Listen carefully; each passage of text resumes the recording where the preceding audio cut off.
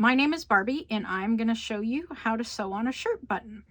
Here is my shirt button and here is the placement of that I'm going to put my button. And if you have a shirt and your button is popped off, then it should already be marked. You'll be able to see the original little holes from where your button fell off. I'm using contrast thread so that you can see it on the video, but obviously you'd want to use matching thread for your actual shirt. I like to double up my thread, so I'll pull off about a yard of thread and I take both ends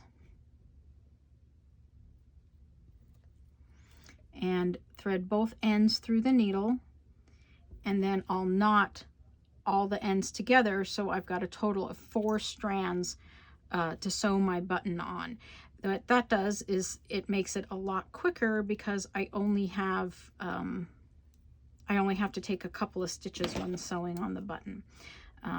You can trim your threads really close to your knot, and you can put fold your fabric on your button mark and just take a tiny stitch and line up your button so that one of the holes is lined up with where you're taking your stitch, and then just bring it through, bring it back, bring your needle back, take another stitch and go through the same 2 holes, and then turn your button so that now the other 2 holes are lined up with your fold, and take 2 more stitches.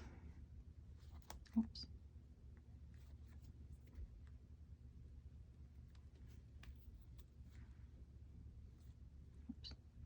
And you can see how quickly that goes when you've got so many 4 strands going at the same time. For a shirt button, you have the option to put a little bit to wrap your threads here. That's called a shank. You can wrap it a couple times, or you can leave it on a shirt button, because sometimes if you take your shirts to the dry cleaner, they can break your buttons with your press.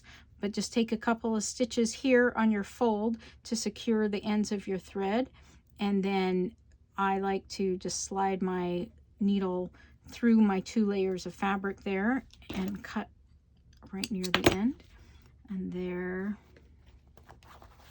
there is my shirt button ready to go.